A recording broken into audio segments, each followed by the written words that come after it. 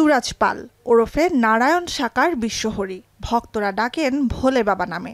কৃষকের ছেলে থেকে ভারতীয় পুলিশে চাকরি, তারপর ধর্মীয় বক্তা হয়ে ওঠা।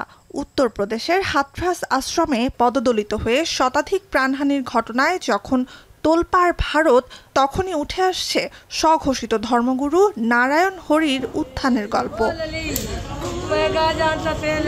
এনডিটিভির খবর, ধর্মীয় জনসভায় মর্মান্তিক দুর্ঘটনার জেরে শিগগিরই গ্রেপ্তার হতে পারেন ভোলে বাবা। ধারণা করা হচ্ছে মাইনপুরী জেলায় নিজের আশ্রমে আছেন তিনি।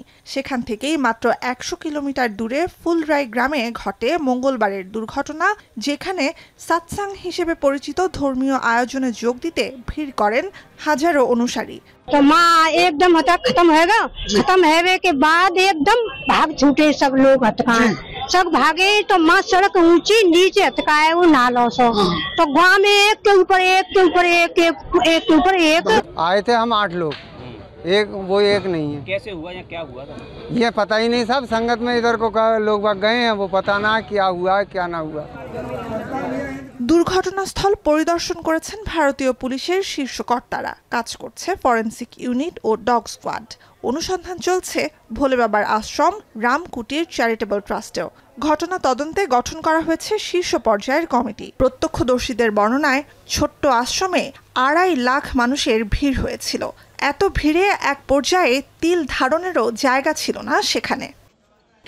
एक आयोजन भोले बाबा का समागम हो रहा था, जिसमें जब समागम अंत हो रहा था तो उस समय अत्यधिक उमस के कारण जब वहाँ से लोग निकलने को हुए तो उस समय ये घटना कारित हुई है।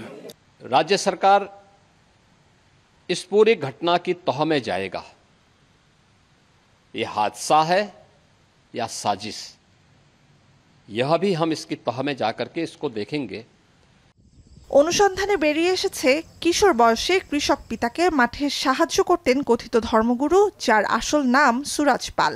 পরে উত্তরপ্রদেশের পুলিশে যোগ দেন তিনি। কাজ করেন স্থানীয় গোয়েন্দা বিভাগের প্রধান কনস্টেবল হিসেবে। ১৯৯৯ সালে পুলিশের চাকরি ছাড়ার আগেই নিজের মধ্যে আধ্যাত্মিক শক্তির উপস্থিতি টের পান বলে দাবি তার।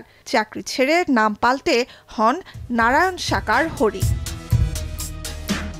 ভারতীয় ধর্মগুরুদের প্রচলিত গেরুয়া পোশাকের বদলে ভোলে বাবাকে ধর্মীয় আয়োজনে দেখা যেত সাদা পোশাকে, এমনকি স্যুটেও। সঙ্গে থাকেন স্ত্রীও। জানা যায় গণমাধ্যম আর বহিরাগতদের থেকে বেশ দূরত্ব বজায় রাখেন ভোলে বাবার অনুসারীরা। সাতসাং আয়োজকদের বিরুদ্ধে এরই মধ্যে একটি মামলা হয়েছে। নিহতদের জন্য পরিবার প্রতি ২ লাখ রুপি করে ক্ষতিপূরণ দেওয়ার আশ্বাস দিয়েছে রাজ্য সরকার।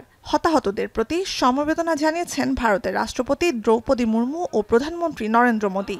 इस हादसे में जान गई है, मैं उनके प्रति अपनी संवेदना व्यक्त करता हूं। নুসহাত কামাল, এখন বিশ্ব।